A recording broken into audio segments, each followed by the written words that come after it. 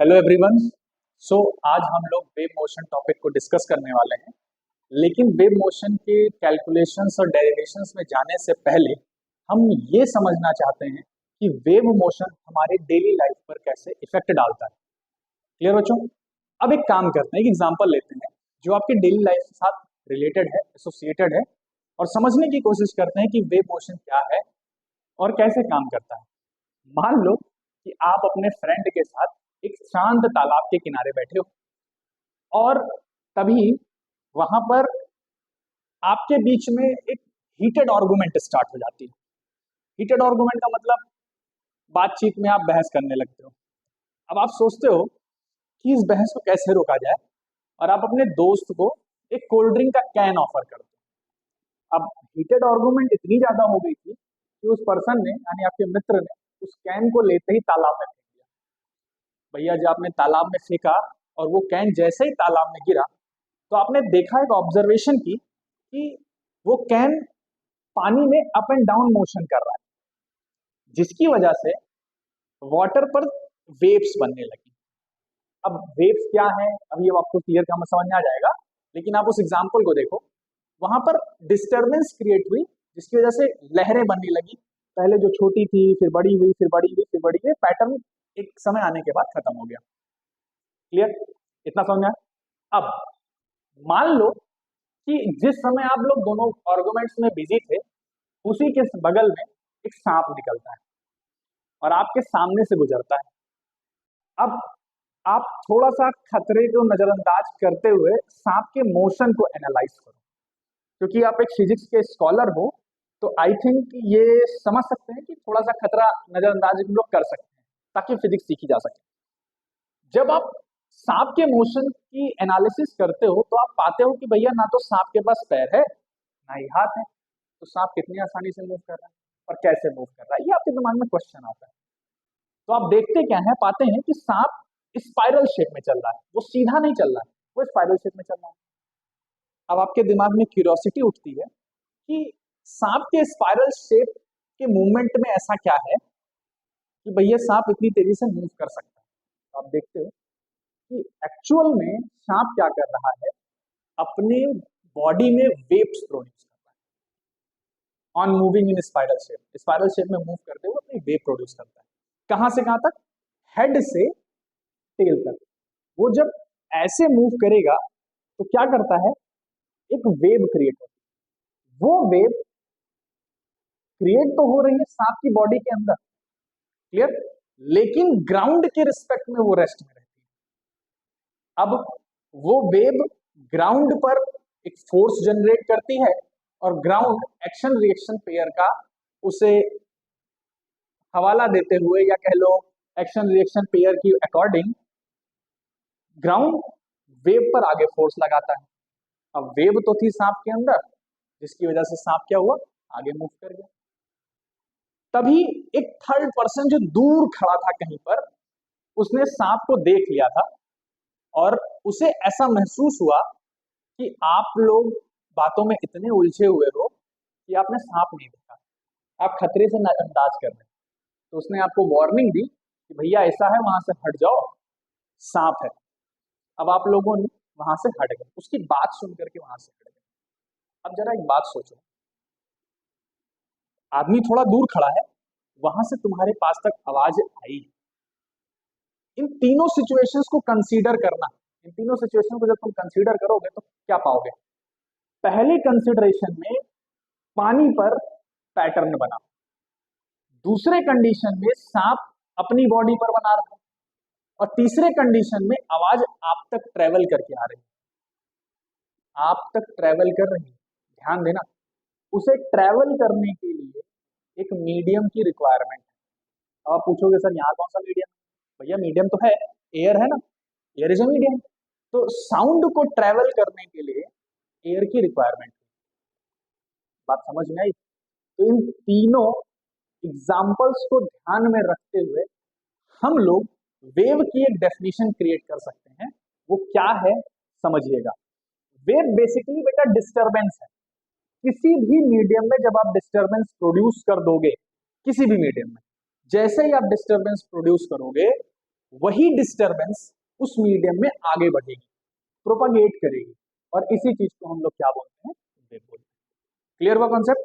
चलो अब डेफिनेशन लिखते हैं हम लोग वेव मोशन की, कि वेव मोशन क्या होता है और कैसे प्रोड्यूस होता है। याद रखना ये चैप्टर जितना इंटरेस्टिंग है उतना ही हमारे डेली लाइफ में इन्फ्लुएंस करता है। अभी मैं ऐसे और एग्जांपल्स दूंगा जो आपके डेली लाइफ में हर जगह काम कर रहे होंगे, लेकिन हो सकता है कि कुछ लोगों ने उस पर नजरअंदाज किया हो सकता है उस पर लोग फोकस्ड रहें। चलिए देखते हैं वेव मोशन। उसकी डेफिनेशन मैंने आपको क्या बताई बेटा, डेफिनेशन में हमारे पास ये है कि wave is a disturbance. Wave क्या होती है, एक डिस्टरबेंस होती है that propagates in a medium, जो कि क्या करती है, प्रोपागेट करती है किसी मीडियम में, उस मीडियम में जिसमें वो बनी थी। That propagates in a medium in which it was created, जिसमें वो क्या हुई थी, क्रिएट हुई थी। अब इस लाइन को देखो, इस वर्ल्ड को समझो, क्रिएट हो रही है, इसका मतलब क्रिएशन करने वाला भी तो कोई होगा, क्योंकि डिस्टरबेंस है ना बेटा, अपने आप तो डिस्टरबेंस एग्जिस्ट करेगी नहीं, तो डिस्टरबेंस करने वाला भी चाहिए। तो देखो वेव मोशन के लिए एक पॉइंट मैं लिख रहा हूं, इंपॉर्टेंट पॉइंट है, इसे याद रखिएगा। To occur any wave motion, किसी भी वेव मोशन को अकर करने के लिए, क्लियर, आपको 3 फैक्टर्स की रिक्वायरमेंट है। You have to require 3 factors, you have a requirement of 3 factors. अब आप पूछोगे सर कौन कौन से, बेटा अगर इन 3 फैक्टर्स की एनालिसिस आप करते हो, इन 3 फैक्टर्स के बारे में आप जानते हो, तो आप याद रखिएगा कि वेव मोशन आसानी से समझ जाओगे। पहला पहला है सोर्स। अब ये सोर्स क्या कर रहा है, सोर्स किसका, एनर्जी का, या सोर्स किसका, डिस्टरबेंस का। तो source of energy that creates disturbance, जो क्या करेगा, डिस्टरबेंस को क्रिएट करेगा। बात समझ में आई? कैसे, उस एग्जांपल को वापस देखो। जब आपने या आपके दोस्त ने उस कैन को पानी में फेंका था, तो बेसिकली आपके दोस्त ने कैन को क्या किया था, एनर्जी सप्लाई की थी, जिसकी वजह से वो पानी में गिरा और ऑक्सीलेट करने लगा, जिसकी वजह से क्या हुई, वेव पानी पर बनने लगी। तो यहां पर हमारे पास सोर्स ऑफ एनर्जी कौन था, आपका मित्र या आपका फ्रेंड। दूसरा, एक मीडियम की रिक्वायरमेंट है। किसकी रिक्वायरमेंट है, मीडियम की, जहां पर वेव क्या करेगी, ट्रेवल करेगी। To propagate a medium is required, एक मीडियम की रिक्वायरमेंट है बेटा। बात समझ में आ गई? पहली क्या थी, एनर्जी, दूसरी क्या थी, मीडियम। अब बात करते हैं तीसरे और सबसे इंपॉर्टेंट पॉइंट की, कि हमारे पास 2 चीजें तो क्लियर हो गई, एक एनर्जी हो गई और दूसरी हमारे पास क्या हो गई, मीडियम हो गई, और तीसरा तो हमने कहा कि सोर्स ऑफ एनर्जी है ही है। लेकिन अब बेसिकली बात कर लेते हैं कि थर्ड पॉइंट की। एक बात बताओ, उन तीनों एग्जांपल्स को गौर करो, देखने की कोशिश करो कि एक्चुअल में क्या हो रहा है। जब आपने एनर्जी सप्लाई की थी कैन पर, या आपके फ्रेंड ने कैन पर एनर्जी सप्लाई की थी, वो कैन अपना मूव करके चला गया और पानी में गिरा और ऑक्सीलेट करने लगा। ध्यान से सुनो, क्या करने लगा, ऑक्सीलेट करने लगा। बात समझ में आई? यानी कि जो कैन है वो है हमारा परफॉर्मर, किस चीज के लिए, मैकेनिकल वर्क के लिए, जिसकी वजह से हमारी वेव क्या हो रही है, प्रोपागेट कर रही है। अच्छा, जब पर्सन ने चिल्लाया या सांप ने मूव किया, उस एग्जांपल को देखो, एक्चुअल में सांप की बॉडी जो है वो है मैकेनिकल वर्क को परफॉर्म करने वाली। बात समझ में आ रही है? और तीसरे केस में जब आदमी चिल्ला रहा था, तो उसकी वोकल कॉर्ड, जहां से हम आवाज निकाल पाते हैं, हम कभी भी बोलते हैं तो बेसिकली बेटा हम वोकल कॉर्ड से ही बोलते हैं, वहां पर हम डिस्टरबेंस क्रिएट करते हैं, जिसकी वजह से हमें साउंड सुनाई देती है। ठीक है, जब हम साउंड चैप्टर को पढ़ रहे होंगे तो हम क्लियर से आपको मैं एक्सप्लेन करूंगा कि साउंड हमारे मुंह से या हमारे वोकल कॉर्ड से कैसे क्रिएट होती है। बेसिकली वो प्रेशर डिफरेंस का खेल है, बट अभी थोड़ी देर के लिए ये समझ लो कि वेव मोशन को अकर करने के लिए कौन कौन से रिक्वायरमेंट चाहिए। तो मेरे तीसरी रिक्वायरमेंट ये है, that is source that does mechanical work.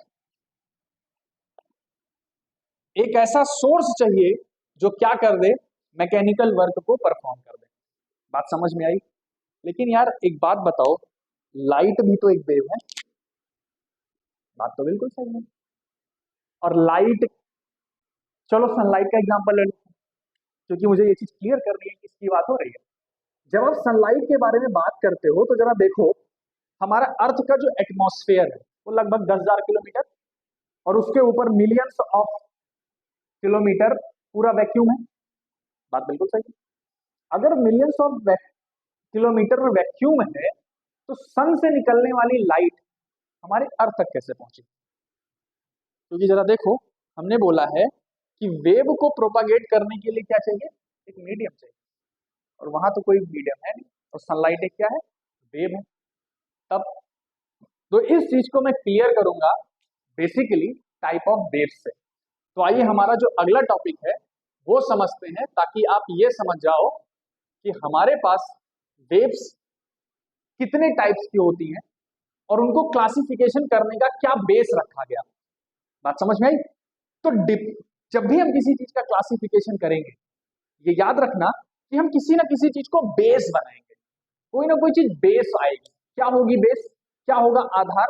तो यहाँ पर वेव के क्लासिफिकेशन में हम आधार बनाएंगे कि कौन सी चीज वेव कर रही है, वेविंग क्या कर रही है। वेविंग आपने वर्ड सुना होगा, what is waving. Waving actual में आप लोग जब कोई स्नैपचैट या इंस्टाग्राम जब आप चलाते हो तो आप वहां पर एक सिंबल देखते हो, हाय हेलो वाला। एक्चुअल में इस प्रोसेस को ही हम लोग वेविंग बोलते हैं। क्या बोलते हैं? वेविंग। वेविंग का मतलब होता है लहरना।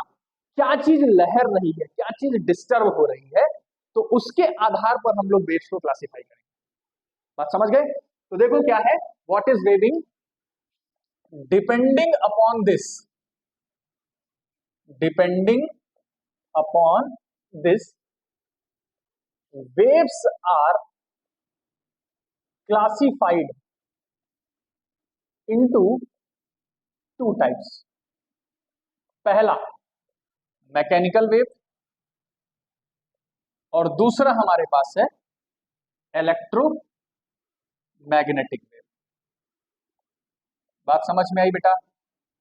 अब मैकेनिकल वेव्स क्या है और इलेक्ट्रोमैग्नेटिक वेव्स क्या है, मैं यहां पर आपको पहले ये क्लियर कर दूं कि कौन सी चीज वेविंग कर रही है, कौन सी चीज डिस्टर्ब हो रही है। तब आप अपने आप समझ जाओगे कि ये जो मैंने अकरेंस बताया, ये जो 3 फैक्टर्स मैंने बताया वो किसके लिए थे। क्लियर है?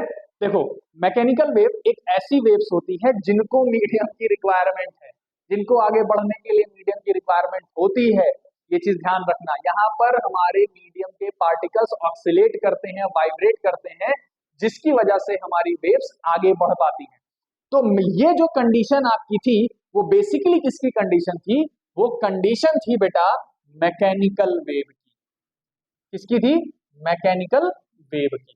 जबकि इलेक्ट्रोमैग्नेटिक वेव में ऐसा कुछ नहीं है। इलेक्ट्रोमैग्नेटिक वेव में सिर्फ और सिर्फ एक बात का ध्यान रखना है कि इलेक्ट्रिक फील्ड और मैग्नेटिक फील्ड वेरी करेगी, ऑक्सीलेट करेगी, और इन दोनों का ऑक्सीलेशन ही वेव को प्रोड्यूस करेगा। बात समझ में आ गई? तो यहां पर मैकेनिकल वेव में कौन सी चीज वेव कर रही है? यहां पर बात हो रही है मोशन की। किसके? मीडियम पार्टिकल्स की। Motion of the medium particle occurs. और यहां पर इलेक्ट्रोमैग्नेटिक वेव में क्या केस है? Electric field and magnetic field oscillation are occurred. बात समझ गए? ये थी कंडीशन हमारे पास मैकेनिकल वेव की और इलेक्ट्रोमैग्नेटिक वेव। तो इनको किसी भी मीडियम की रिक्वायरमेंट नहीं है। No requirement of medium to propagate. इसको किसी भी चीज की रिक्वायरमेंट नहीं होती। जबकि देखो यहाँ पर साफ साफ लिखा है मीडियम पार्टिकल्स, इसका मतलब इनको मीडियम की रिक्वायरमेंट होगी। तो रिक्वायर्स, क्या लिखेंगे, requires medium for their propagation, आगे बढ़ने के लिए इनको रिक्वायरमेंट होगी। क्लियर हुआ कॉन्सेप्ट?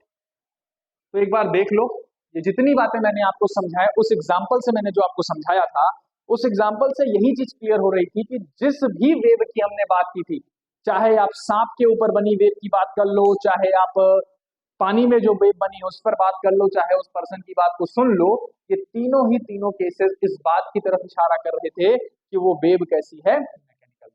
तो मैकेनिकल वेव को चलने की किसकी रिक्वायरमेंट, पहली एनर्जी सोर्स की, दूसरी एक ऐसा सोर्स जो मैकेनिकल वर्क को परफॉर्म करेगा, और तीसरी हमारे पास मीडियम के रिक्वायरमेंट को होनी चाहिए। बात समझ में आ गई? आइए अब देखते हैं हमारा पूरा फोकस इस पूरे चैप्टर में किस पर होगा, मैकेनिकल वेव पर, और हम लोग यहां से क्लासिफिकेशन स्टार्ट करते हैं कि व्हाट इज मैकेनिकल वेव।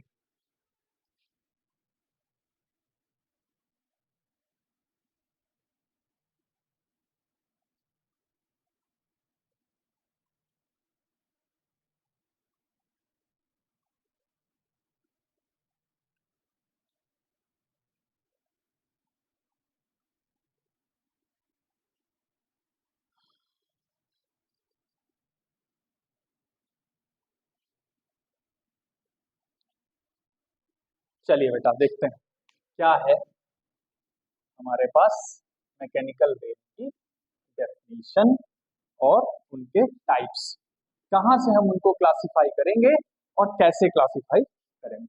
ठीक है, चलिए देखिए, तो मैंने आपको डेफिनेशन क्लियर कर दी मैकेनिकल वेव की, कि मैकेनिकल वेव्स क्या होती हैं, एक ऐसी वेव्स होती हैं जिनको प्रोपागेट करने के लिए मटेरियल मीडियम की रिक्वायरमेंट है। ध्यान देना, मैंने बोला मटेरियल मीडियम।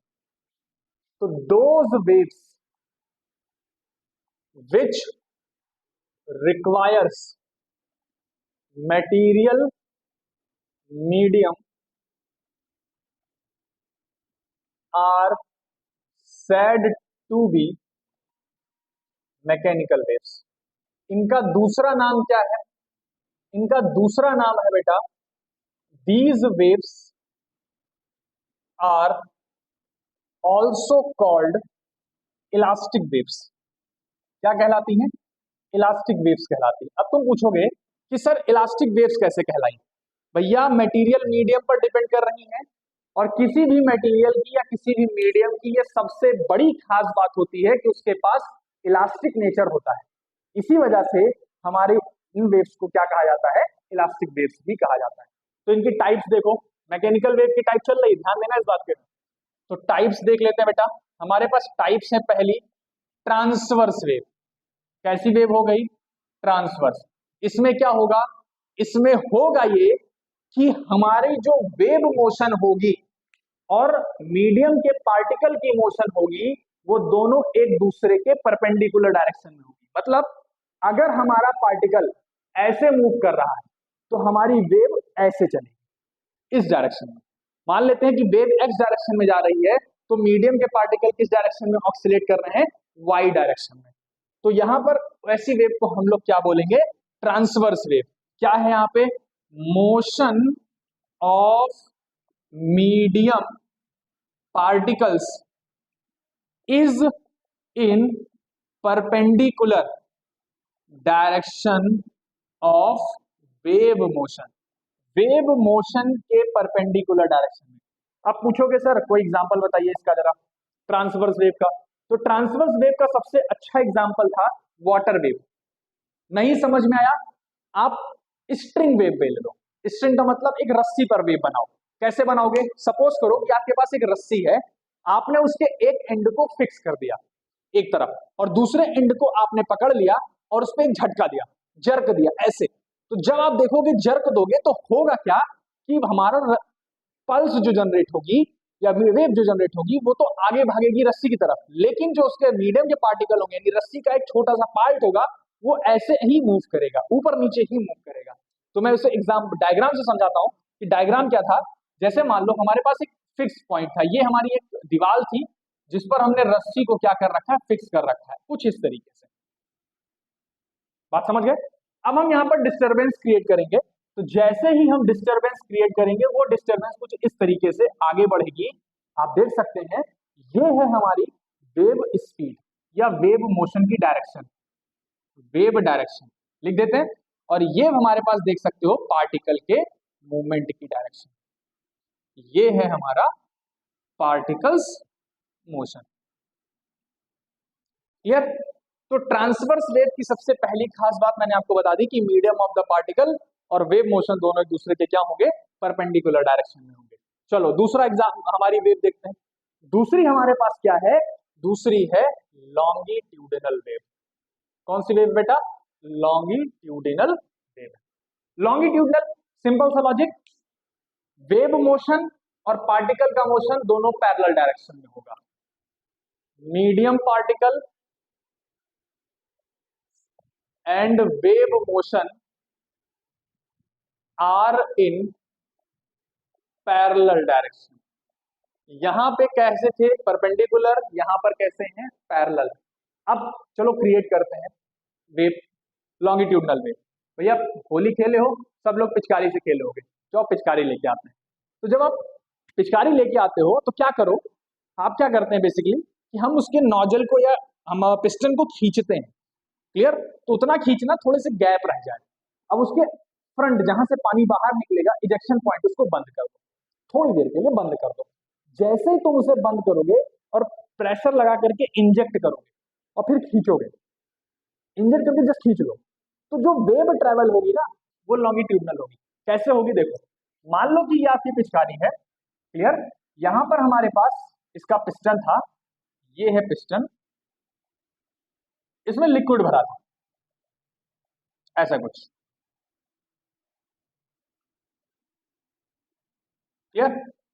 अब तुम क्या करते हो, इसे प्रेस करके खींच लेते हो। जैसे ही तुम प्रेस करके खींचोगे होगा क्या कि एक वेव क्रिएट होगी। इसमें जो वेव क्रिएट होगी, वेव की डायरेक्शन अब मैं इसी में समझा दे रहा हूं रफ करके हल्का सा, ताकि आपको समझ में आ जाए। देखो क्या होगा कि मीडियम पार्टिकल्स हमारे आगे भागेंगे। क्लियर? ऐसे कुछ, ये होगी हमारे मीडियम पार्टिकल की डायरेक्शन। क्लियर है? ये है हमारा पार्टिकल्स मोशन और हमारी वेव इसी डायरेक्शन में आगे बढ़ेगी। ये है वेव डायरेक्शन। तो आप देख सकते हो मीडियम के पार्टिकल की मोशन और वेव डायरेक्शन भी हमारी कैसी है, पैरेलल है। अब तीसरी आती है इन दोनों का कॉम्बिनेशन। कौन सी हो गई? Transverse and longitudinal wave. Transverse और लॉन्गिट्यूडिनल वेव दोनों आ गए। पूछोगे भैया क्रिएट कैसे करें, ये भी समझ लो। तो कुछ नहीं करना है, एक तो भैया लेके आओ आप कुछ इस तरीके का बीकर, जो सामने से तुम्हें दिख रहा हो। देखा? इसमें क्या करो कि जस्ट आप एक पटरा ले लो या पट्टी ले लो कोई पतली सी। आपने पटरा लिया, जैसे सपोज करो कि ये तुम्हारा बीकर है, ये आपका बीकर हो गया ऐसा कुछ। इसमें आपने पटरा रख दिया, पानी भरा हुआ है। अब क्या करो, इसको ऐसे प्लेस कर दो और खींच लो। तो जो वेव ट्रेवल होगी ना कुछ इस तरीके से होगी। देखो ये होगी हमारी वेव ट्रेवल। तो वेव डायरेक्शन हमारे पास ये होगी, लेकिन मजेदार बात ये है कि जो यहां पर पार्टिकल्स चलेंगे वो हमारे सर्कुलर मोशन में चलेंगे। ध्यान देना, पार्टिकल की मोशन जो होगी वो कैसी होगी बेटा, सर्किल में। तो particles move in circular path. तो इन तीनों में डिफरेंस आपको क्लियर हो गया होगा कि ट्रांसवर्स वेव, लॉन्गिट्यूडिनल वेव और ट्रांसवर्स और लॉन्गिट्यूडिनल वेव जब एक साथ क्रिएट होंगी तब क्या क्या डिफरेंस आएगा। ट्रांसवर्स वेव में फिर से मैं क्लियर कर दे रहा हूं, ट्रांसवर्स वेव में परपेंडिकुलर डायरेक्शन होगी वेव मोशन की, लॉन्गिट्यूडिनल में पैरेलल डायरेक्शन होगी, और ट्रांसवर्स और लॉन्गिट्यूडिनल वेव में हमारे जो पार्टिकल मूव करेंगे वो किस में करेंगे, सर्कुलर पाथ पे करेंगे। तो ये थी हमारी क्लासिफिकेशन मैकेनिकल वेव्स की। अब हम बात करते हैं वेव पैरामीटर्स की, क्योंकि कुछ वेव के हम अगर हमें समझना होगा, क्योंकि हम धीरे धीरे मैथमेटिक्स की तरफ आगे बढ़ रहे हैं, तो इसलिए हमें वेव पैरामीटर्स के बारे में जानना होगा।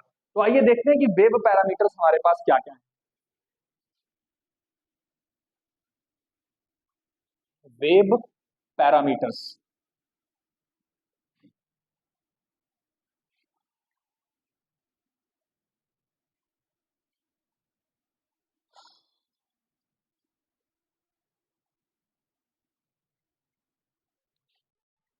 चलो बेटा देखते हैं वेव पैरामीटर्स के बारे में।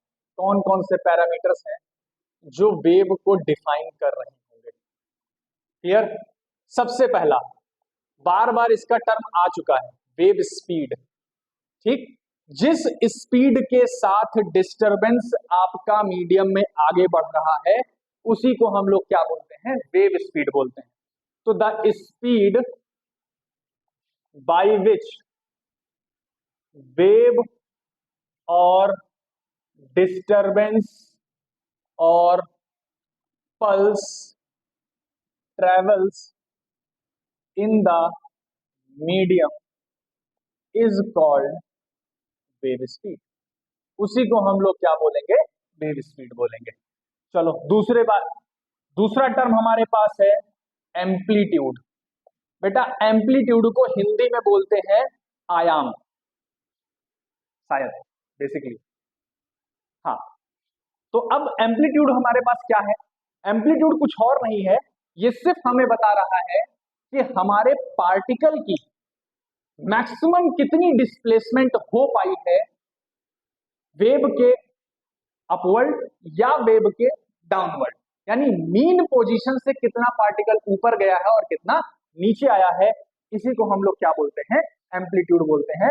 तो यहां पर लिख सकते हो the maximum displacement of the medium particles from its equilibrium position. Equilibrium position से कितनी मैक्सिमम डिस्प्लेसमेंट हुई है, इसी को हम लोग क्या बोलेंगे, एम्पलीट्यूड बोलेंगे। टाइम पीरियड की बात कर लें। क्लियर। टाइम पीरियड का मतलब, चलो इसे मैं ग्राफ से समझाता हूं कि हमारे पास टाइम पीरियड क्या है, वेवलेंथ क्या है। पहले एक बार ग्राफ देख लेते हैं, उसके बाद आप आसानी से इन चीजों के बारे में जान जाओगे। देखो मान लेते हैं कि हमारे पास एक वेव थी, मैं इस वेव को ही क्यों कंसीडर कर रहा हूं, अभी कुछ देर में आप समझ जाओगे कि मैंने यही पैटर्न साइन कर्व का ही पैटर्न क्यों बनाया है। ठीक है, थोड़ी देर में समझ जाओगे। मान लेते हैं ये वाई एक्सिस है, इधर हमने रखा एक्स एक्सिस। क्लियर। ये जो आप टॉप पोर्शंस देख रहे हो इसे हम लोग बोलते हैं क्रस्ट। क्रस्ट का मतलब मैक्सिमम डिस्प्लेसमेंट वाली पोजीशन। ये हमारे पास जो बॉटम वाली दिख रही है इसे हम लोग बोलते हैं ट्रफ। ठीक है, दो क्रस्ट या दो ट्रफ के बीच की जो डिस्टेंस होती है उसी को हम लोग बोलते हैं वेवलेंथ, जिससे हम लोग डिनोट करते हैं किससे, लैम्डा से। बात समझ में आ गई। यहां पर ये है तुम्हारी, ये जो तुम एक्स एक्सिस देख रहे हो ये हमारी है इक्विलिब्रियम पोजीशन। तो इक्विलिब्रियम पोजीशन से कितना ऊपर हमारा पार्टिकल डिस्प्लेस कर सकता है उसी को हम लोगों ने किससे रिप्रेजेंट किया है, एम्पलीट्यूड से या ए से।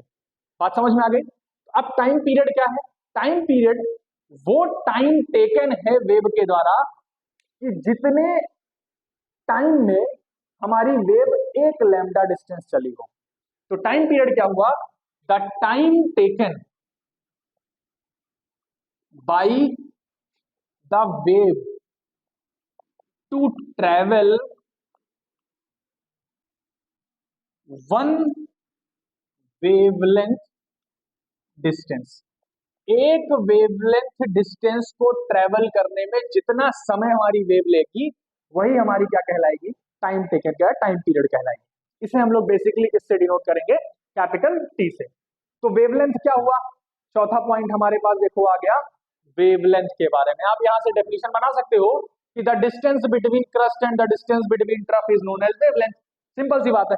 अगर तुम टाइम पीरियड के लिए बनाना चाहते हो, इस पर्टिकुलर डेफिनेशन से बनाना चाहते हो, तो तुम ये कह सकते हो कि the distance travel by wave in one time period is known as wavelength. तो मैं ये वाली डेफिनेशन लिख दे रहा हूं कि the distance travel by wave in one time period. बात समझ में आ गई। अब आते हैं पांचवें नंबर पे, वो हमारा पैरामीटर है फ्रीक्वेंसी। इंपॉर्टेंट है, ध्यान देना। फ्रीक्वेंसी 9th क्लास से पढ़ते आए हो यार कि the reciprocal of time period is known as frequency. But इसकी फिजिक्स क्या है, बेसिक मीनिंग क्या है, बेसिक मीनिंग इसकी ये है कि एक सेकंड में कितनी बार हमारी वेव ऑक्सीलेशन परफॉर्म कर रही है या मीडियम पार्टिकल्स हमारे ऑक्सीलेशन परफॉर्म कर रहे हैं, उसी को हम लोग क्या बोलते हैं, फ्रीक्वेंसी बोलते हैं। तो the oscillation performed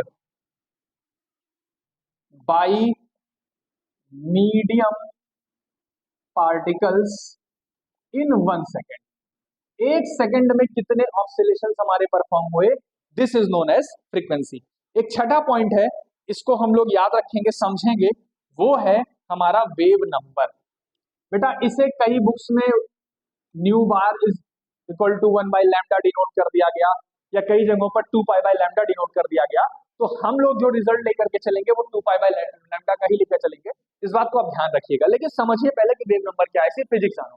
wave number basically क्या है, देखो फ्रीक्वेंसी है 1 सेकेंड में कितने ऑक्सीलेशन हुए, वेव नंबर है कि एक यूनिट डिस्टेंस में कितने ऑक्सीलेशन हुए। ध्यान देना, the oscillations performed by wave in 1 या यूनिट डिस्टेंस, यूनिट डिस्टेंस में कितनी ऑक्सीलेशंस हमारी अगर हुई है, इसी को हम लोग क्या बोलते हैं, वेव नंबर बोलते हैं, जिसे हम लोग डिनोट करते हैं न्यू बार से, या इसे हम लोग डिनोट करते हैं के से। दोनों रिजल्ट सही है, हम लोग यहाँ पर के लेकर के चलेंगे क्योंकि 2π/λ का टर्म हम लोग यहाँ यूज करने वाले हैं। क्लियर हुआ? तो आई थिंक तुम्हें पैरामीटर्स के बारे में क्लियर हो गए होंगे। एक पैरामीटर और है, एक पैरामीटर वो है दैट इज फेज, सबसे इंपॉर्टेंट पैरामीटर, जो कि हमारा वेव फंक्शन को बनाने में काम आएगा। अभी आप पूछोगे सर वेव फंक्शन क्या है, चलो समझाते हैं वेव फंक्शन क्या है, लेकिन उससे पहले आप ये समझ लीजिए कि फेज क्या होता है। बात समझ में आ गई बेटा?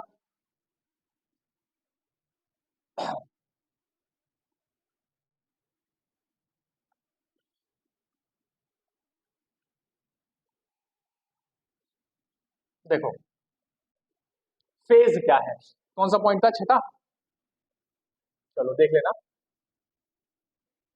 फेज डिनोट करते हैं इसे five.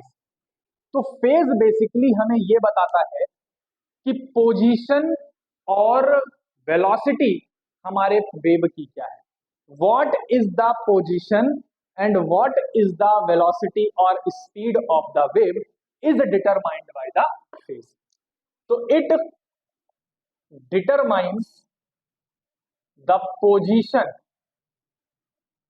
And speed of wave और medium particles at any instant. किसी समय पर हमारी वेव की क्या स्पीड होगी या हमारे वेव की क्या पोजीशन होगी, इसके बारे में हमें कौन बताएगा, वेव फेज बताएगा। क्लियर है? आइए अब हम लोग यहां से इंट्रोड्यूस करने वाले हैं थोड़ा सा और मैथमेटिक्स में, दैट इज वेव फंक्शन। क्या है ये वेव फंक्शन, सबसे इंपॉर्टेंट बात होगी इसी के बारे में, क्योंकि अगर आप ये बनाना सीख गए तो आप अधिकतर चीजें क्लियर कर ले जाओगे वेव के। देखो अभी तक मैंने जितने भी टर्म आपको सिखाए वो सारी के सारे टर्म्स फिजिक्स के थे, फिजिक्स टर्म्स पे चल रहे थे कि भैया हमारी वेव बनेगी, आगे बढ़ती चली जाएगी, कुछ देर बाद जाकर वो डाई आउट हो जाएगी। क्लियर? लेकिन अगर तुमसे कोई क्वेश्चन पूछे कि सोर्स से 5 मीटर दूर, जहां पर वो सोर्स था, जहां पर वो वेव की ओरिजिन पॉइंट थी, वहां से 5 मीटर दूर हमारे वेव की क्या प्रॉपर्टी, तो उसको लेकर के इंची टेप से या आधा रस्सी से तो नापने नहीं चलेंगे। तो कोई ना कोई एक ऐसा मैथमेटिकल हथियार होना चाहिए जिसके अकॉर्डिंग हम डायरेक्टली ये बता पाए कि 5 मीटर, 10 मीटर, 5 सेंटीमीटर, 50 सेंटीमीटर किसी भी पॉइंट, किसी भी इंस्टेंट पर हमारी वेव किस तरीके से परफॉर्म कर रही है, इसके बारे में हमें कौन जानकारी देता है, वेव फंक्शन जानकारी देता है। तो वेव फंक्शन दो चीजों पर डिपेंड करता है, पहला है पोजीशन और दूसरा है टाइम। बात समझ गए? तो सबसे पहला पॉइंट ये है कि wave function determines all the characters और पैरामीटर्स ऑफ एनी वेव, किसी भी वेव के कैरेक्टर या पैरामीटर्स को बताएगी ठीक, it consist of two terms. पहला पोजीशन, जिसे हम लोग डिनोट करेंगे एक्स से, और दूसरा टाइम, जिसे हम लोग डिनोट करेंगे टी से। बेटा नोट्स बनाते चलना ताकि तुम्हें आसानी हो इन चीजों को रिवाइज करना, क्योंकि जब तक रिवीजन नहीं परफॉर्म करोगे सब कुछ बेकार है। मैं चाहे जितना अच्छा पढ़ा दूं, चाहे जितना खराब पढ़ा दूं, अगर आप रिवीजन नहीं करोगे तो वो सब कुछ तुम्हारे लिए व्यर्थ हो जाएगा। इसलिए नोट्स बनाते चलिएगा। देखिए दूसरा टर्म वेव फंक्शन आ गया, क्या होल्ड कर रहा है? पोजीशन को होल्ड कर रहा है, और क्या होल्ड कर रहा है? टाइम को होल्ड कर रहा है। चलिए कैसे बनाते हैं, ड्रॉ करते हैं, इसके बारे में जानने से पहले मैं आपको दो वर्ड्स बोलता हूं, उन दो वर्ड्स पर ध्यान देना। पहला वर्ड है स्नैपशॉट, ठीक, स्नैपचैट नहीं है, स्नैपशॉट है, इस बारे में बात समझ लेना क्या है। और दूसरा है हमारे पास हिस्ट्री शॉट। बात समझ में आई? चलो पहले मैं बताता हूं स्नैपशॉट क्या बताता है और स्नैपशॉट लेते कैसे हैं। मैं दोनों चीजें सिखाऊंगा। स्नैपशॉट लेते कैसे हैं, अगर तुम ये समझ जाओगे तो तुम अपने आप समझ जाओगे कि ये दोनों का मतलब क्या है। इस चीज को समझने के लिए ये पॉइंट दिमाग में डाल के रखना कि हमारी कोई भी वेव फंक्शन या वेव की दो कैरेक्टरिस्टिक होती हैं, कि पहले ही पोजीशन और दूसरी क्या है? टाइम। अब मैं एक को कांस्टेंट करने जा रहा हूं, एक को फिक्स करने जा रहा हूं, और दूसरे को वेरी करूंगा। किसी पर्टिकुलर टाइम पर, फिर से सुनो, किसी पर्टिकुलर टाइम पर आपकी वेव स्पेस में कैसा परफॉर्म कर रही है, इस चीज को हमें कौन बताएगा? स्नैपशॉट बताएगा। तो डेफिनेशन क्या होगी? एट एनी पर्टिकुलर इंस्टेंट, किसी पर्टिकुलर इंस्टेंट पर हमारी वेव किस तरीके से, our wave performs in space, किस तरीके से हमारी वेव स्पेस में परफॉर्म कर रही है, इज डिटरमाइंड बाई स्नैपशॉट। तो याद रखना, जब भी कभी क्वेश्चन में ये लिखा हुआ है, इसका मतलब ये है कि हमारा जो टाइम है वो कैसी फैक्टर हो गई? फिक्स। और हमारी जो पोजीशन है वो कैसी हो गई बेटा? वेरिएबल। समझ गए? अब आ जाओ हिस्ट्री शॉट। नाम से ही क्लियर है, यहां पर कौन सा फिक्स होगा, कौन सा वेरी होगा? यहां पर हम पोजीशन को फिक्स कर देंगे और टाइम को क्या कर देंगे? वेरी कर देंगे। तो किसी एक फिक्स पॉइंट पर अलग अलग समय पर हमारे उस पर्टिकुलर मीडियम ने, उस वेव ने किस तरीके से परफॉर्मेंस दिखाई है, this is determined by the history shot. तो हिस्ट्री शॉट क्या करता है? ये चेक करता है, किसको चेक करता है? Checks the performance of wave at various points, अलग अलग पॉइंट्स पर, clear? At various time, sorry points नहीं, at various time at fixed position, fix position पर और वेरियस टाइम पर किस तरीके से हमारी वेव परफॉर्म कर रही है, ये कौन डिटरमाइन करेगा? हिस्ट्री शॉट डिटरमाइन करेगा। तो इसमें कंडीशन क्या निकल के आएगी? इसमें कंडीशन ये निकल के आएगी कि जो टाइम होगा वो वेरी कर रहा होगा, और जो हमारी पोजीशन होगी वो क्या होगी बेटा? फिक्स होगी। इस बात को आप समझेंगे, क्लियर है? चलिए अब थर्ड, ये तो हमारे पास वेव फंक्शन के बारे में जानकारी थी कि वेव फंक्शन कैसे बिहेव करने वाला है। तो अब यहां से तुम अपने दिमाग में बैठा करके रखना कि वेव फंक्शन दो ही फैक्टर पर डिपेंड कर रहा है मेजरली, पहली है पोजीशन और दूसरी है टाइम। आओ अब देखते हैं मैथमेटिक्स इसकी, कि मैथमेटिकल इंटरप्रिटेशन क्या है वेव फंक्शन का। ठीक है, तो mathematically wave function is represented by Y, जो कि किसका फंक्शन होगा? पोजीशन और टाइम का, वाई एक्स टी। इतनी बात समझे? बिल्कुल समझे। स्टेप बाय स्टेप आगे बढ़ेंगे ताकि तुम्हें ये चीज हमेशा क्लियर बनी रहे। दिमाग में छपा रहे कि सर ने ये चीज कहां से इंट्रोड्यूस की थी।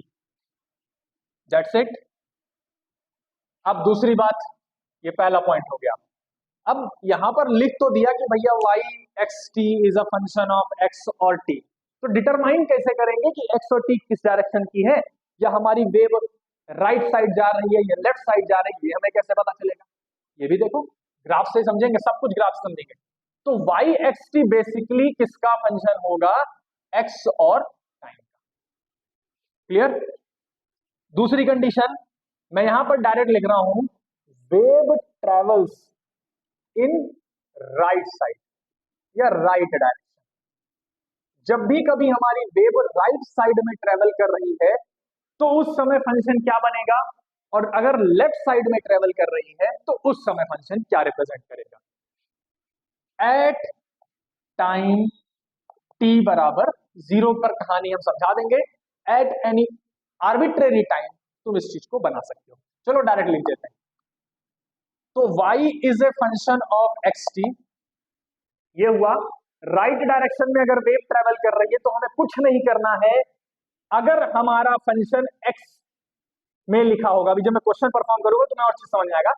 अगर हमारा वेव फंक्शन x के फॉर्म में दिया गया है तो हम कुछ नहीं करेंगे, बस x माइनस बी टी कर देंगे। क्लियर? अगर हमारा फंक्शन टाइम के रिस्पेक्ट में दिया गया है तो हम लोग कुछ और नहीं करने वाले, x को एज इट इज रखेंगे। अब टाइम के जगह पर हम लोग इंट्रोड्यूस करेंगे क्या? t minus v upon X. क्यों? देखो x माइनस बी टी लिखा, bt किसकी डायमेंशन है? वेलोसिटी इंटू टाइम, डिस्टेंस की डायमेंशन। तो डिस्टेंस में से डिस्टेंस जाएगी, डिस्टेंस ही आएगी। यहां देखो स्पीड अपॉन डिस्प्लेसमेंट, किसकी dimension? Speed is equal to distance upon time. ठीक, यहां से देख लो टाइम, सॉरी यहां पे हम लोग को ये रही dy x नहीं लिखना था, x बाई डी लिखना था। ठीक है, तो डिस्टेंस अपॉन क्या आ जाएगी? टाइम आ जाएगी। चलो आगे देखो, अभी मैं इसे ग्राफ से समझाता हूं। पहले थोड़ी देर के लिए समझ लो कि भैया ये वाली जो वेव हमारी होगी वो किस डायरेक्शन में जा रही होगी? राइट डायरेक्शन में। तीसरी कंडीशन हमारे पास क्या है? Wave travels in left direction. अभी तुम समझ जाओगे अपने आप कि सर हमने यहाँ पे माइनस क्यों किया राइट साइड वाले के लिए, और लेफ्ट वाले के लिए भी हम प्लस क्यों करने वाले हैं। देखो वाई एक्स टी अगर लिखा होगा तो हम लोग कुछ और नहीं करेंगे, एक्स प्लस वी टी कर देंगे। और अगर हमारे पास टाइम में वेरिएशन दिखा होगा तो हम लोग क्या करने वाले हैं? एक्स को एज इट इज रखेंगे, T plus x by D कर देंगे। ये टाइम में वेरिएशन वाली कंडीशन पे है, और ये वाली जो ऊपर वाली इक्वेशन लिखी है पोजीशन में वेरिएशन वाली कंडीशन पे है। अब तुम पूछोगे सर ऐसा क्यों? भैया देखो मैं पहले बता चुका हूँ, स्नैपशॉट और हिस्ट्री शॉट। स्नैपशॉट क्या बता रहा है? जब पर्टिकुलर इंस्टेंट पर फोकस होगा तो स्नैपशॉट, जब पर्टिकुलर टाइम पर हमारी फोकस होगा तो दैट इज हिस्ट्री शॉट। चलो अब तुम्हें यह समझाता हूं कि x minus B T right side क्यों शो कर रही है और x plus B T left side को क्यों शो कर रही है। लेकिन इसके दो मेथड है। इस चीज को एक्सप्लेन करने के लिए मेरे पास दो मेथड है, एक नहीं दो। लेकिन पहला मेथड मैं अभी समझाऊंगा, और दूसरा मेथड जब मैं साइनोसाइडल वेव की बात करूंगा तब मैं वहां तुम्हें समझाऊंगा कि ये कैसे आया। तो पहले देखो वेव क्यों राइट डायरेक्शन में ट्रेवल कर रही है। Graphical analysis for left and right movement of wave. Wave की लेफ्ट और राइट मूवमेंट के बारे में समझो। सपोज करो हमने आपसे कहा कि एट टी बराबर 0, ये कंडीशन हमारे पास है। हमारी जो वेव है वो कुछ ऐसी है, ध्यान देना।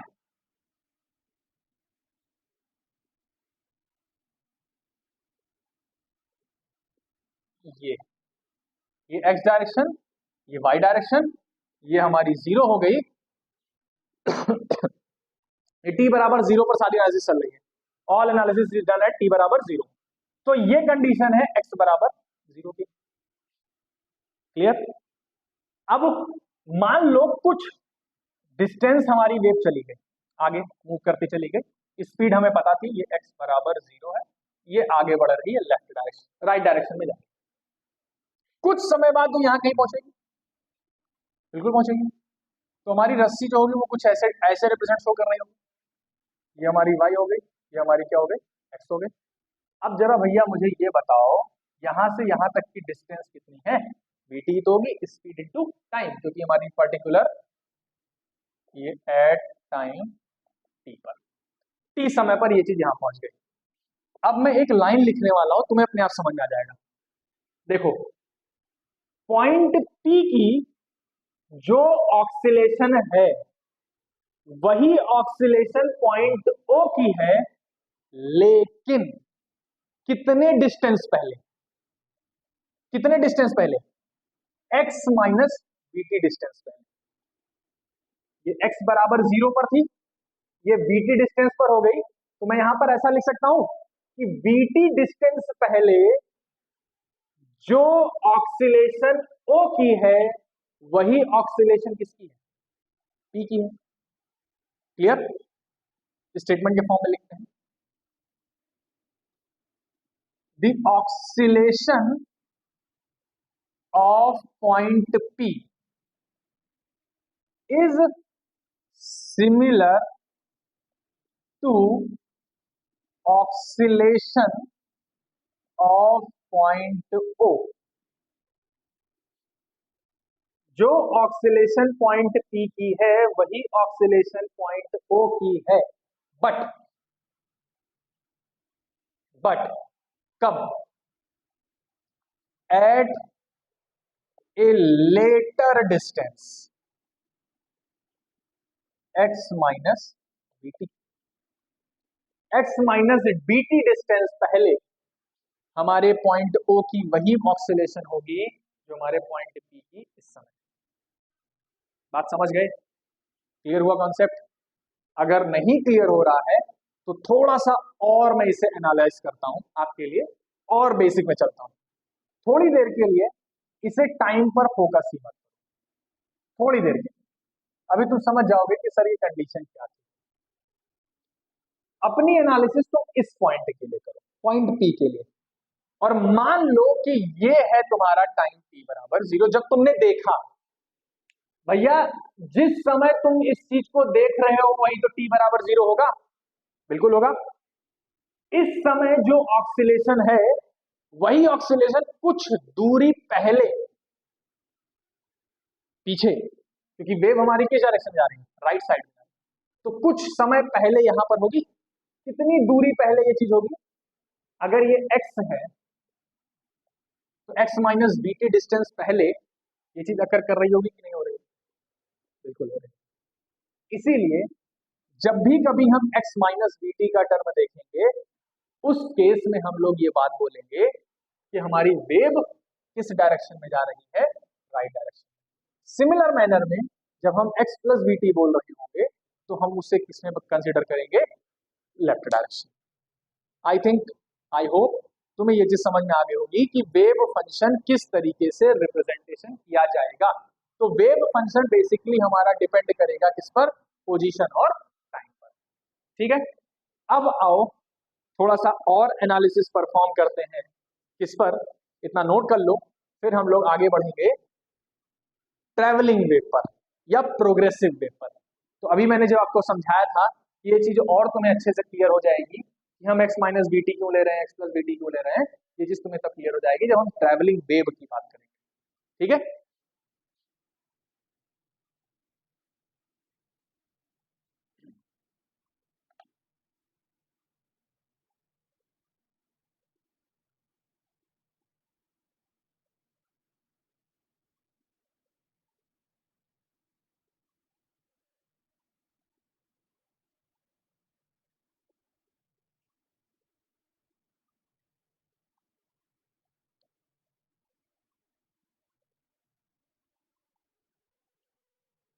चलिए अब हम लोग स्टार्ट करते हैं टॉपिक अपना, ट्रैवलिंग वेव, या इसी का दूसरा नाम है प्रोग्रेसिव वेव।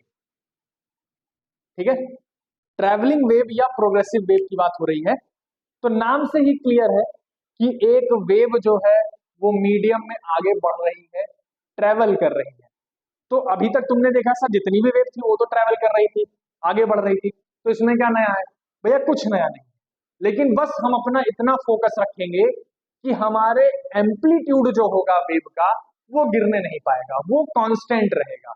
तो प्रोग्रेसिव वेव की डेफिनेशन यही हुई, the wave that travels in a medium with constant amplitude.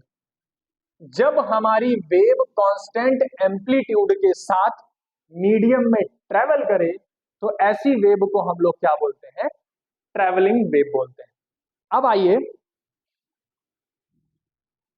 इस बात पर फोकस करते हैं कि कौन सा ऐसा फंक्शन है, कोई ऐसा फंक्शन होगा नेचर में जो हमेशा पूरे स्पेस के लिए कांस्टेंट रहे, जिसका एम्पलीट्यूड कांस्टेंट रहे? बिल्कुल है, वो फंक्शन आप जानते हैं, that is sine function and cosine function. Sign function और कोसाइन फंक्शन एक ऐसा फंक्शन है जो आप माइनस इंफिनिटी से प्लस इंफिनिटी तक चले जाओ, उसका एम्पलीट्यूड ड्रॉप नहीं होता। और यही कारण है कि हम अपना सबसे ज्यादा फोकस, या जब हम वेव बनाते हैं या डायग्राम शो करते हैं, तो साइन वेव या कोसाइन वेव ही लेकर के चलते हैं, जो कि अभी थोड़ी देर पहले तुमने लिखा था। तो यहां पर मैं यही लिखने वाला हूं, सिंस साइन फंक्शन और cosine function has constant amplitude over all times in space, that's why we consider, इसलिए हम कंसीडर कर रहे हैं साइन वेव और cosine wave for our discussion. अपने डिस्कशन के लिए हम लोग इसका कंसीडरेशन करने वाले हैं। तो साइन वेव आपके पास ये हो गई और कोसाइन वेव आपके पास बेटा ये हो गई। क्लियर है? ये है तुम्हारी साइन वेव, ये है तुम्हारी कौन सी wave? Cosine wave. Position x, y, x और ये हो गई तुम्हारी y। अभी थोड़ी देर पहले मैंने बताया था कि ये हमारे पास एम्पलीट्यूड को रिप्रेजेंट करेगा, इक्विलिब्रियम पोजीशन से कितना ऊपर कितना नीचे। दो क्रस्ट के बीच में जो डिस्टेंस होगी वो वेवलेंथ कहलाएगी। एक वेवलेंथ चलने में जितना समय लगेगा टाइम पीरियड कहलाएगा। एक यूनिट सेकंड में कितने ऑक्सीलेशंस होंगे फ्रीक्वेंसी कहलाएगी। एक यूनिट डिस्टेंस में कितने ऑक्सीलेशंस होंगे वो वेव नंबर कहलाएगा। That's it.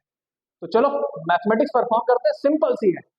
अगर हमें किसी भी पर्टिकुलर टाइम पर, चलो स्टार्ट करते हैं कहानी, एट t बराबर 0, t बराबर 0 पर कोई भी sine wave, any sine wave can be expressed as y is equal to a sine ax। इस तरीके से रिप्रेजेंट होगी, क्योंकि आप ही जानते हो वेव फंक्शन को लिखने का तरीका हमारे पास x प्लस t है, और t हमने कितना ले रखा है? 0 लिखा है, तो इसलिए हमने यहाँ पे x, 0 ले लिया। दैट इज y बराबर a sine ax। This is first equation. a यहाँ पर है हमारे पास बेटा एम्पलीट्यूड, और a हमारे पास क्या है? कांस्टेंट है, जिसे हम डिटरमाइन करना चाह रहे हैं, कांस्टेंट टू बी डिटरमाइंड। बात समझ गए? चलो डिटरमाइन करते हैं। ध्यान से देखना, मुझे बताओ इस ग्राफ से, जो साइन का ग्राफ बना है, इस पर अगर हम वेरियस पॉइंट्स की बात करें, क्योंकि x ही वेरी कर रहा है, चलो a हटाते हैं, ठीक है? ध्यान से देखना, ये 0 है, एट x बराबर 0 y इज 0, लिख सकते हो। एट x बराबर 0 y बराबर क्या हो गया? 0। पुट करोगे 0 हो जाएगा साइन x। यहां से हमें रिजल्ट क्या मिलेगा? 0 बराबर साइन ax एज प्रेडिक्टेड, जो कि प्रेडिक्ट है फ्रॉम फिगर। फिगर से हम देख सकते हैं। अच्छा, अब बताओ दूसरी x की कौन सी वैल्यू होगी जिस पर हमारा y 0 हो रहा है? देखो ये है x की दूसरी वैल्यू, जहां पर y क्या हो रहा है? 0 हो रहा है। यहां से यहां तक की जो डिस्टेंस है वो हम जानते हैं लैम्डा है, तो यहां से यहां तक की डिस्टेंस कितनी हो गई बेटा? लैम्डा बाई 2 हो गई। तो at x is equal to lambda by 2, y की वैल्यू कितनी हो गई 0। पुट करो जरा यहाँ पे, तो 0 बराबर a sine a lambda by 2। Put कर दिया, a तो हमारा 0 हो जाएगा। This implies that sine a lambda by 2 बराबर 0। और हम जानते हैं कि साइन कहां पर 0 हो रहा है, साइन पाई पर 0 होता है, that is sine pi. This implies that a lambda by 2 बराबर पाई, और स्मॉल a की वैल्यू आ जाएगी 2 पाई बाई लैम्डा आ जाएगी। तो अब इक्वेशन 1 से हम क्या सीख पाए, इक्वेशन 1 से हम ये सीख पाए, that is from equation 1 y x comma 0 is equal to a sine, a की जगह पे कितना पुट कर दोगे 2 pi by lambda into x. ये कहानी है एट t बराबर 0 की। लेकिन अगर आर्बिट्रेरी टाइम t की बात की जाए तब क्या लिखोगे, देखो at any arbitrary time t, किसी टाइम t पर अगर हम ये बात करते हैं तब क्या निकल के आएगा, तो y x comma t is equal to a sine 2 pi by lambda. देखो ध्यान से, हमें x गिवन था, t नहीं गिवन है। मैंने अभी वेव फंक्शन में आपको समझाया, अगर हम x गिवन हो t ना गिवन हो, t एब्सेंट हो, तो हम कुछ नहीं करेंगे, x माइनस क्या लिखेंगे vt लिखेंगे। ये जो वेव आएगी, ये वेव ट्रेवल कर रही होगी, wave travels in positive x direction. सही है। अगर आपने ये लिख दिया a sine 2 pi by lambda x plus vt, तो किस डायरेक्शन में ट्रेवल करेगी जल्दी बताओ, wave travels in negative x direction respectively. अब थोड़ी देर में तुम ये चीज क्लियर कर लोगे कि x प्लस vt और x माइनस vt कैसे हमारे पास राइट और लेफ्ट के लिए अगर करते हैं। आई थिंक तुम्हें ये चीज समझ में आ गई होगी कि कैसे हम लोग वेव फंक्शन ड्रॉ करते हैं। तो ये जो वेव फंक्शंस आप देख रहे हैं, वेव फंक्शन इक्वेशन नंबर 2 और वेव फंक्शन इक्वेशन नंबर 3, ये तीनों इक्वेशंस फर्स्ट सेकंड और थर्ड, ये तीनों इक्वेशन किसको रिप्रेजेंट कर रही है, प्रोग्रेसिव वेव को रिप्रेजेंट कर रही है या ट्रैवलिंग वेव को रिप्रेजेंट कर रही है।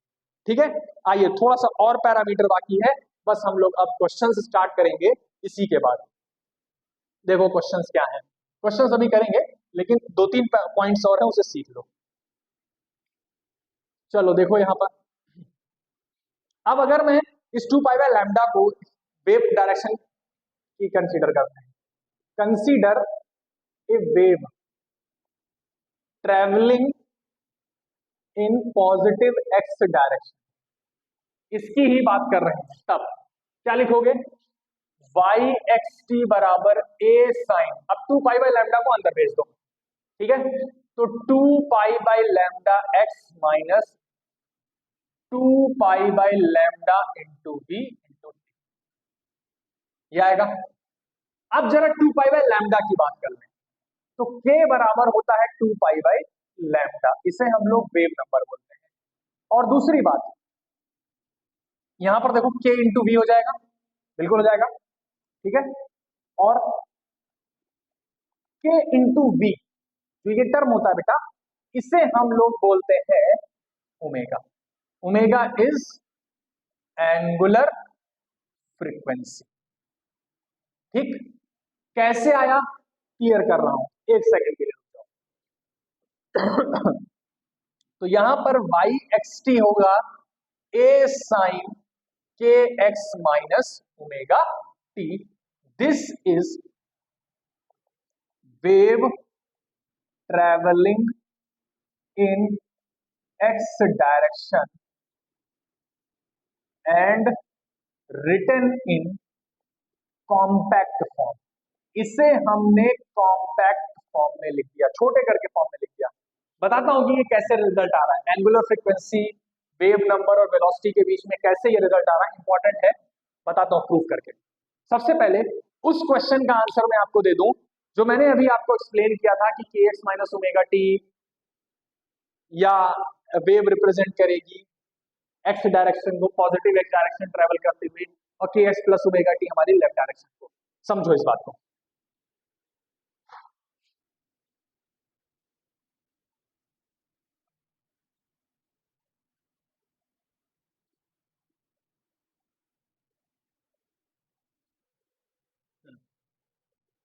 देखो y बराबर a sine k x minus omega T की बात हो रही है। a इज द एम्पलीट्यूड, ये जो टर्म है ना तुम्हारे पास इतना, इसको हम लोग बोलते हैं फेज। क्या बोलते हैं? फेज बोलते हैं। और जो के एक्स माइनस ओमेगा टी का टर्म है ये इतना, इसे हम लोग बोलते हैं बेटा फेज कांस्टेंट। क्या बोलते हैं? Phase constant. ऑक्सीलेशन में आपने ये चीज पढ़ रखी है। तो के x minus omega T is क्या कहलाया? फेज कांस्टेंट कहलाया। अब एक काम करो, इसे डिफरेंशिएट कर दो विद रिस्पेक्ट टू टाइम। जैसे ही टाइम के रिस्पेक्ट में डिफरेंशिएट करोगे तुम्हें रिजल्ट मिलेगा ये। तो यहां से तुम देख सकते हो dx by d t is equal to omega by k, और dx upon d t speed upon time क्या होता है? Speed. That is this is called as wave speed, क्योंकि मैंने यहां लिखा है। ठीक है, वेव स्पीड, एंगुलर नंबर और एंगुलर फ्रीक्वेंसी के बीच का रिलेशन, ये रिजल्ट तो आया है। बात समझ गए? दूसरा पॉइंट, हाउ के x minus omega T represent wave in positive x direction. समझ भैया, अपने आप इसकी फिजिक्स सीखो, मैथमेटिक्स की तरफ जाने ही नहीं। ठीक है, देखो के एक्स माइनस ओमेगा टी, ध्यान देना, क्या ये क्वांटिटी कभी निगेटिव हो सकती है? नेवर बी निगेटिव, ये कभी निगेटिव नहीं हो सकती। के नेवर बी निगेटिव, कभी निगेटिव नहीं होगा, एक नंबर ही तो है। Omega angular frequency never be negative, ये कभी निगेटिव नहीं हो सकती। एक्स क्या हो सकता है? एक्स हो सकता है मे और मे नॉट बी निगेटिव, ये हो सकता है और नहीं भी हो सकता। तो सारी कहानी जो है वो एक्स पर डिपेंड कर रही है। आइए देखते हैं कैसे ये एक्स डिटरमाइन करता है कि हमारे पास ये जो क्वांटिटी होगी ये राइट साइड को रिप्रेजेंट करेगी और लेफ्ट साइड को। समझो, देखो बेटा के एक्स माइनस ओमेगा टी क्या बोल रहा है? फेज कांस्टेंट, जो कि हमेशा क्या बना रहेगा? कांस्टेंट बना रहेगा। मान लो कि ये दो क्वांटिटी है कांस्टेंट वाली, एक तरफ के एक्स है, दूसरी तरफ ओमेगा टी। क्लियर? अब ओमेगा टी हम जानते हैं कि ये टाइम पीरियड कभी निगेटिव नहीं होगा, ओमेगा कभी निगेटिव नहीं होगा। तो जैसे जैसे टाइम बढ़ेगा ये चीज बढ़ती जाएगी, बढ़ेगी। अब हमें के एक्स माइनस ओमेगा टी को कांस्टेंट बनाए रखना है, लेकिन ओमेगा टी ऊपर भाग रहा है, तो हमें के एक्स को क्या करना पड़ेगा? नीचे लाना पड़ेगा ना, करना पड़ेगा, तभी तो ये चीज दोनों बैलेंस हो पाएंगी, इक्विलिब्रियम पोजीशन में आ पाएंगी। बिल्कुल आ पाएंगे, क्योंकि इन दोनों का रिजल्टेंट लेना है। तो देखो ओमेगा टी की बात हो रही थी, ये क्वांटिटी पॉजिटिव, बीच में क्या साइन लगा है? निगेटिव। अब अगर ये क्वांटिटी हमारी निगेटिव हो गई तो निगेटिव और निगेटिव जुड़ करके और निगेटिव दे देगा, तो वो वेव किस डायरेक्शन में भागेगी? Minus sign. अगर हमने इसे प्लस एक्स की डायरेक्शन में भगाया, पॉजिटिव डायरेक्शन में भगाया, तो ये क्वांटिटी हो जाएगी पॉजिटिव, ये क्वांटिटी ऑलरेडी पॉजिटिव है। दोनों पॉजिटिव में से पॉजिटिव माइनस किए रहोगे तो दोनों क्या बनेगी? बैलेंस बनेगी। तो के एक्स माइनस ओमेगा टी जो है वो रिप्रेजेंट कर रही है पॉजिटिव एक्स डायरेक्शन को, और के एक्स प्लस ओमेगा टी हमारी किसको रिप्रेजेंट कर रही है? निगेटिव एक्स डायरेक्शन को। चलो देखो के एक्स प्लस ओमेगा टी कैसे कर रही है। देखो ये क्वांटिटी हमेशा पॉजिटिव होगी, ऑलवेज पॉजिटिव। ठीक, के तो पॉजिटिव होगा ही। अगर x, if x is in negative direction, अगर x नेगेटिव डायरेक्शन में हुआ, देन एंड ओनली देन, तभी, बात समझ में आई, के x minus omega T is constant, otherwise not. तभी हमारी के x minus omega T constant होगी, अदरवाइज नहीं होने वाली। तो इसलिए के एक्स प्लस ओमेगा टी जो ग्राफ है वो माइनस एक्स में जा रहा है, और के एक्स माइनस ओमेगा टी जो कर्व है हमारा वो किधर जा रहा है? प्लस एक्स की तरफ जा रहा है। तो अब आते हैं कुछ क्वेश्चंस पर, और क्वेश्चंस के बाद हम लोग आगे सीख पाएंगे कि क्या कंडीशन। ठीक है, तो चलो कुछ क्वेश्चंस करते हैं पहले।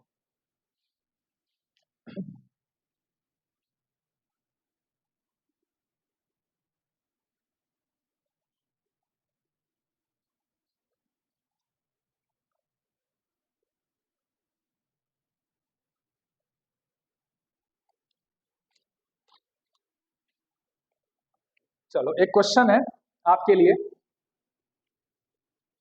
अब यहां से हम लोग स्टार्ट करने चल रहे हैं प्रॉब्लम्स। थोड़ी सी इंक डाल लें तब बात करते हैं।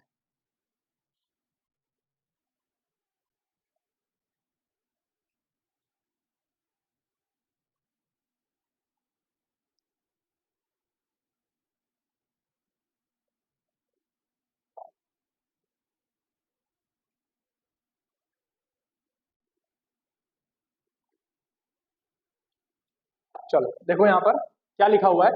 पहला क्वेश्चन, एट टी बराबर 0 y is equal to 6/x² + 3। ठीक है, जहां पर x and y are in meters, ये मीटर्स में गिवन है। राइट, अब आपको लिखना है y x t if wave pulse travel in positive x direction. अगर वेव पल्स हमारी इधर जा रही हो, पॉजिटिव एक्स डायरेक्शन में जा रही हो, विद स्पीड +4.50 मीटर पर सेकेंड। क्लियर है? देखो मैंने आपको बता रखा था, इसका सोल्यूशन करते हैं। y t को बराबर 0 पर दिया है, x, 0 पर हमें पता है x² + 3, ये पता है। हमसे पूछा है एट एनी टाइम, हमें क्या बताना है बेटा, x, t बताना है। देखो यहाँ पर x का ही तो फंक्शन दिख रहा है, टाइम तो है नहीं, और हमारी +x डायरेक्शन में जा रही ट्रेवल। तो मैंने आपको समझा रखा है कि जब भी वेव +x में जाएगी तो हम उसे x - vt कर देंगे बस। तो 6/x - vt का स्क्वायर +3, जहां पर v की वैल्यू कितनी है, +4.5, तो y एक्स टी कितना आ गया तुम्हारे पास। बड़ा सिंपल सा क्वेश्चन था, x - 4.5 t का स्क्वायर +3, यही हमारे पास क्वेश्चन है। अब एक होमवर्क क्वेश्चन तुम्हारे लिए, दूसरा ये होमवर्क क्वेश्चन होगा। ठीक है, राइट एट x बराबर 0 y is equal to 2/t² + 1, where x and y are in centimeter, if wave speed is 2 centimeter per second, then write y xt if wave is moving in +x direction। अगर wave +x direction, चलो इसे थोड़ा सा simple कर देते हैं, -x direction. अगर wave हमारी -x डायरेक्शन में जा रही है 2 सेंटीमीटर पर सेकेंड से, तो आपको y एक्स टी बताना है। जबकि हमें कंडीशन जो गिवन है, मैं और सिंप्लीफाई लिख दे रहा हूं, y, t की हमें दी गई है। अब आपको ये बताना है,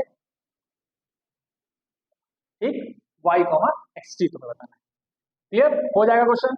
बता रखा है कि क्या रिप्लेसमेंट करनी है। अगर आपको x दिया गया है तो x - vt रिप्लेस कर दो, अगर t दिया गया है तो t - xy v रिप्लेस कर दो, आपका आंसर आ जाएगा। ठीक है, उसी के अकॉर्डिंग रिप्लेसमेंट करना। चलो दूसरा क्वेश्चन देखते हैं, next question.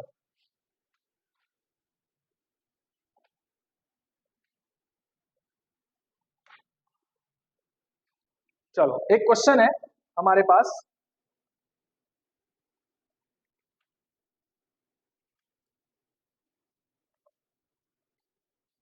A wave travelling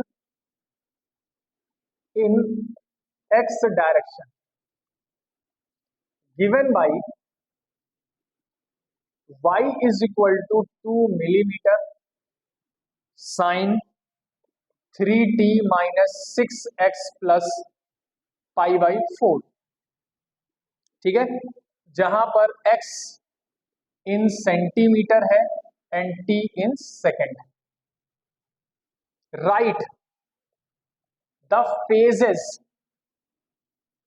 and hence find phase difference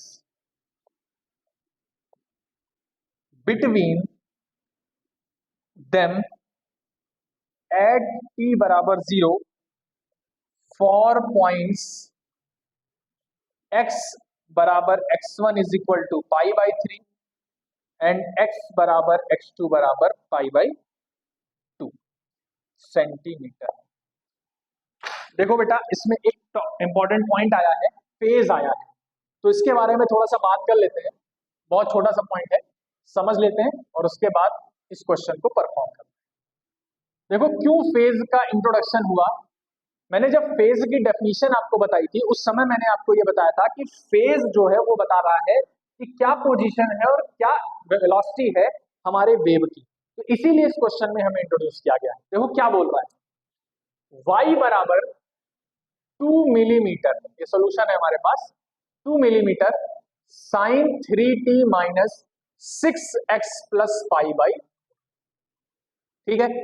आप ये जानते हो कि ये है इसका phase, 3t minus 6x plus π/4, ये हमारा फेज है। क्या बोला है, right the phases and hence find phase difference between them and t बराबर 0।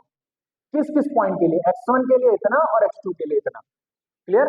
चलो देखो, एट t बराबर 0 एंड x बराबर x1 इज इक्वल टू π/3, इस पर लिखने चल रहे हैं, इसलिए हमने इसे नाम दिया φ1।